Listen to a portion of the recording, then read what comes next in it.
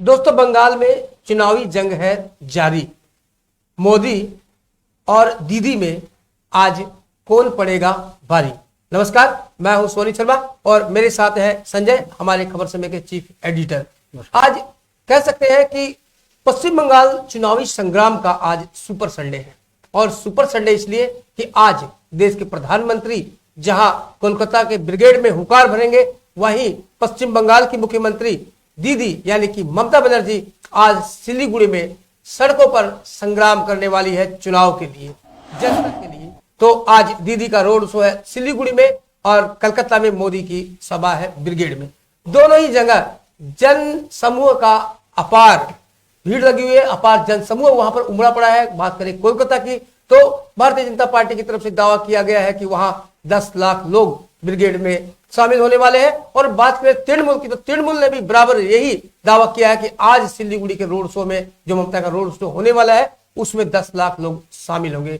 तो देखते हैं कि लगातार हम सुबह से आपको दिखा भी रहे हैं ममता का जो रोड शो है उसे लेकर लगातार खबर से हम खबरें प्रकाशित कर रहे हैं। हमारी जो रिपोर्टर है मन्नू कृष्णा और स्वामी चक्रवर्ती वो लगातार लगी हुई है, जो आपको 0 पॉइंट से लगातार वहां की ताजा जानकारी दे रही है। और साथ ही कोलकाता से भी लगातार हम जो लाइव चल रही है वहां से आपको दिखा रहे हैं कि क्या क्या चल रहा है। तो दोनों ही जगह पर हमारी नजरें बनी हुई है, आप लोग की भी नजरें बनी हुई होंगी, आपके बीच में भी ये उत्सुकता होगी कि आखिर आज सुपर संडे में कौन किस पर भारी पड़ता है। क्यों संजय?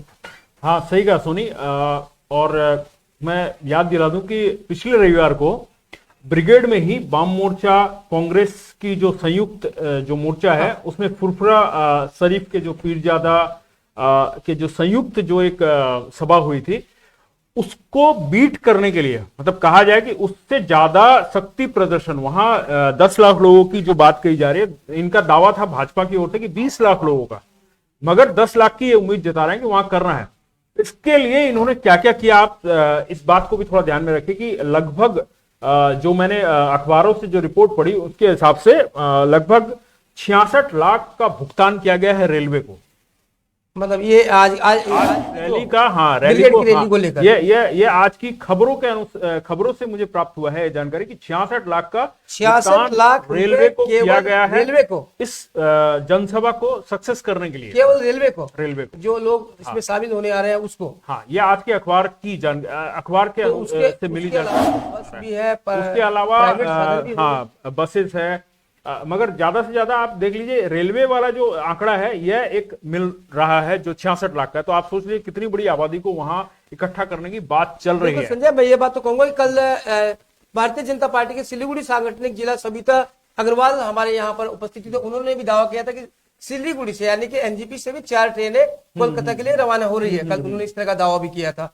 तो इस बात में कोई दो राय नहीं है संजय की सभी इलाकों से ट्रेनें आएंगी और 66 लाख का जो आप बजट बता रहे हैं वो निश्चित रूप से हाँ हुआ होगा। इस रैली में, ब्रिगेड की रैली में आज जो सुनने में आ रहा है कि इस रैली में 5 परिवर्तन यात्राओं का समापन होगा इस रैली में। और यहां पर जो उपस्थित होने की बात चली, अब मैं आपको बता दूं कि अभिनेता अभिनेत्री का हमेशा चुनावों में देखा जाता रहा है कि उन्हें रैलियों में शामिल किया जाता रहा है आकर्षण के लिए, ताकि लोग ज्यादा से ज्यादा जुटे। तो मैं दोनों रैलियों की बात करूं तो ममता बनर्जी द्वारा जो सिलीगुड़ी में रैली की जा रही है उसमें अभिनेत्री, टॉलीवुड अभिनेत्री और जो हमारे तृणमूल की सदस्य भी हैं मिमी चक्रवर्ती शामिल हो रही है। और अगर कोलकाता ब्रिगेड की बात करें भाजपा की तो वहां मिठुन चक्रवर्ती और अक्षय कुमार का नाम आ रहा है। मिठुन चक्रवर्ती आ चुके हैं, अक्षय कुमार की अभी कंफर्मेशन नहीं है। तो ये जो सेलिब्रिटी को लोग शामिल करते हैं इसका क्या उद्देश्य होता है? क्या लोगों को आकर्षित करना है या फिर कुछ और?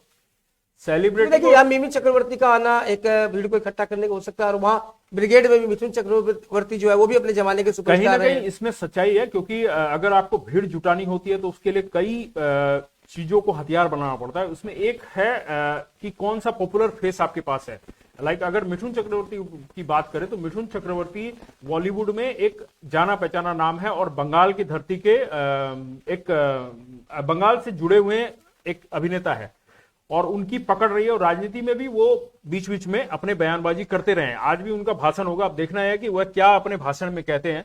इससे पूर्व उन्होंने जो कहा था आज उसके विपरीत बातें कहेंगे। तो कहीं ना कहीं आकर्षण के लिए ही इन माने अभिनेता अभिनेत्रियों को यूज किया जाता रहा है। ये आज से नहीं है, पुराने समय से चला आ रहा है। एक समय अमिताभ बच्चन भी कांग्रेस की जनसभाओं में शामिल होते थे भीड़ जुटाने के लिए। ये हमेशा चला आता रहा है। तो बहुप्रतीक्षित रही है ये रैलियां।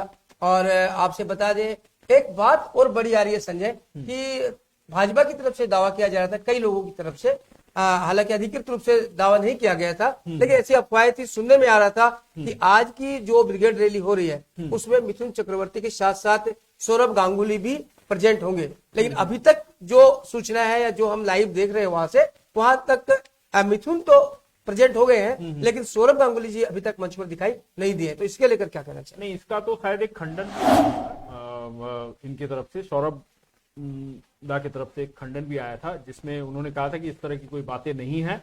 और मुझे नहीं लगता कि अभी फिलहाल इस तरह की कोई बात आज इसमें शामिल यहां से घोषणा होगी।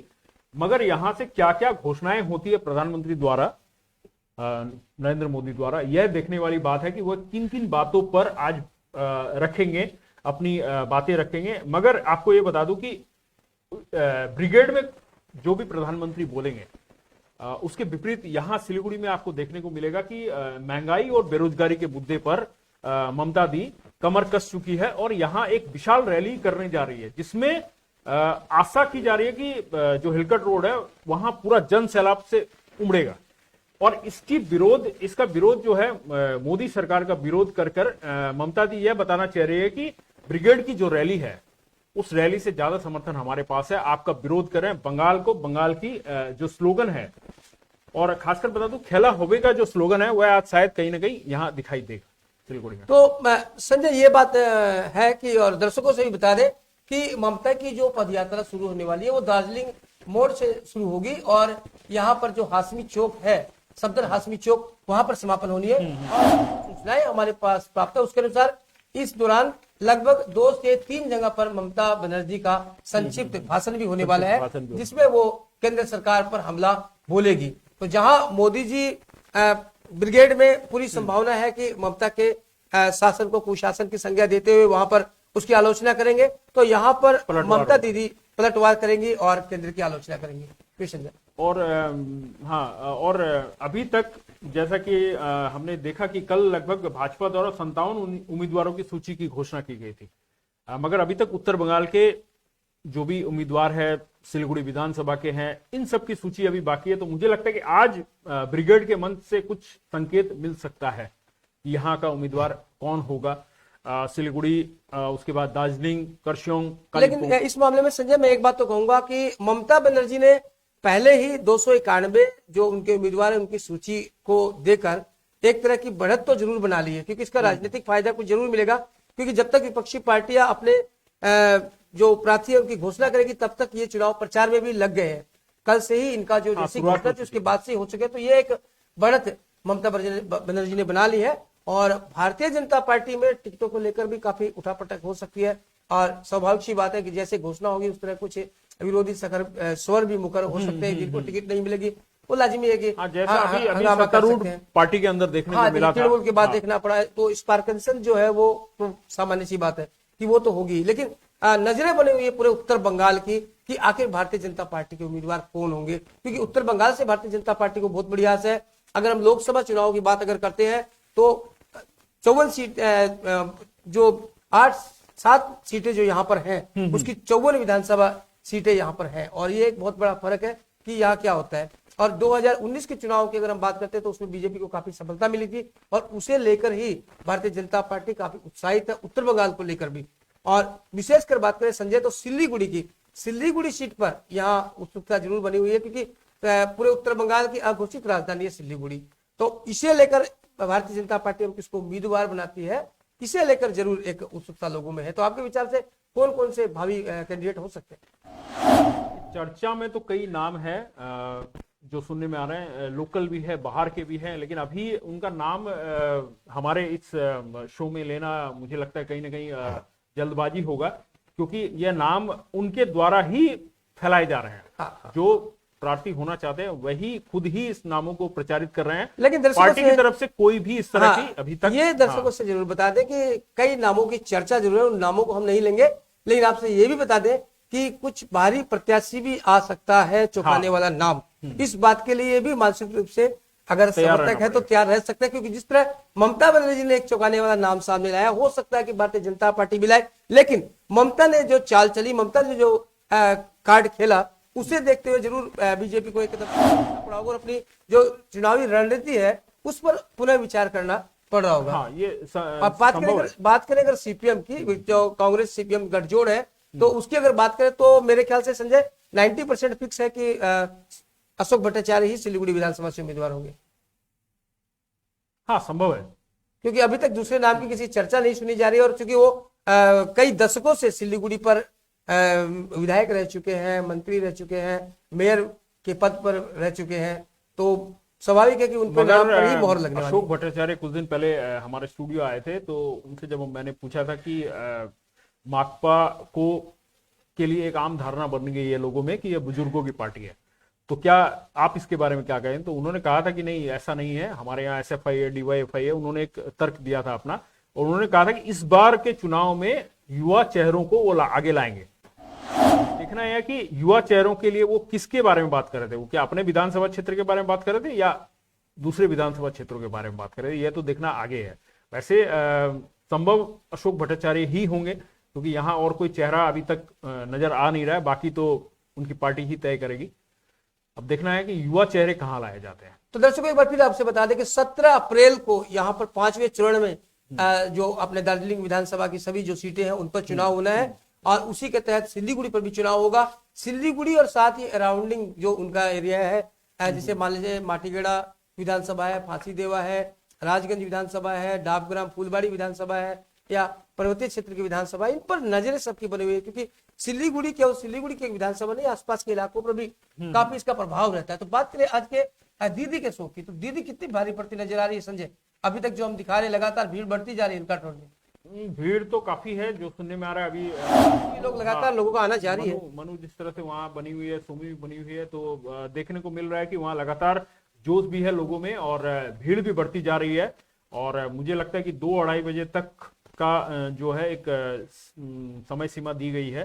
तो लेकिन संजय आपको नहीं लग रहा है कि इधर दीदी शुरू होगी उधर मोदी जी शुरू होगा, क्योंकि मोदी जी की सभा में भी अभी थोड़ा सा टाइम मुझे लग रहा है कि एक ही समय जो है आपस में टकराएगा। जिस तरह टकराव की उम्मीद है, समय के आपस में टकराने की उम्मीद लग रहा है कि दोनों एक ही बार कहीं ऐसा कि इधर से दीदी और उधर से मोदी जी हो, एक ही समय पर दोनों का हो सकता है। लेकिन इतना तो जरूर है कि आज सिलीगुड़ी का राजपथ फिर से 1 वर्ष पूर्व जो हालात थे उसका प्रत्यक्षदर्शी दोबारा बनने जा रहा है। 1 वर्ष पूर्व आपको याद होगा कि दीदी ने गैस और इसको लेकर भी एक बार ये किया था, बेरोजगारी और महंगाई को लेकर किया था। उस वक्त भी सिलीगुड़ी के राजपथ में एक भारी भीड़ देखी गई थी और लोगों का हुजूम देखा गया था। तो इस बार भी मुझे लगता है कि उसके पुनरावृत्ति होने की संभावना है। संजय आपको नहीं लगता कि जहां चुनाव महंगाई के मुद्दे पर, बेरोजगारी के मुद्दे पर, विकास के मुद्दे पर लड़ा जाना चाहिए था, वहीं कहीं ना कहीं इस लड़ाई को मोदी और दीदी की लड़ाई बना दिया जाए? हाँ, ये बात सही है, कहीं ना कहीं मोदी दीदी की लड़ाई बन चुकी है। और अगर आप सही मायने में बात करें तो चुनाव सही मुद्दों पर लड़ा जाना शायद बंद हो चुका है। वह एक पुराना समय था जब शुरुआत हुई थी हमारे यहाँ, जब ये सारे नियम कानून बने थे, चुनाव की बातें होती थी, वो शुरुआती दौर अलग था। और आज का दौर जो है इसमें सिर्फ दिखावटी मुद्दों पर बातें होती है जिन पर अमल करना संभव है नहीं।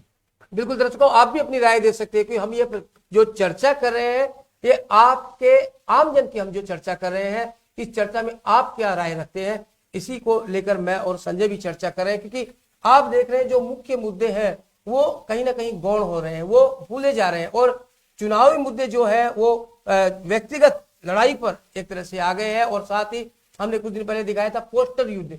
पहले पोस्टर होता था कि महंगाई क्यों आ गई, बेरोजगारी का जवाब दो, विकास नहीं हो रहा, ऐसे पोस्टर लगते थे। लेकिन अभी संजय आपने देखा होगा कि नए नए पोस्टर लगाए जा रहे हैं। तो इसके पीछे क्या राज हो सकता है?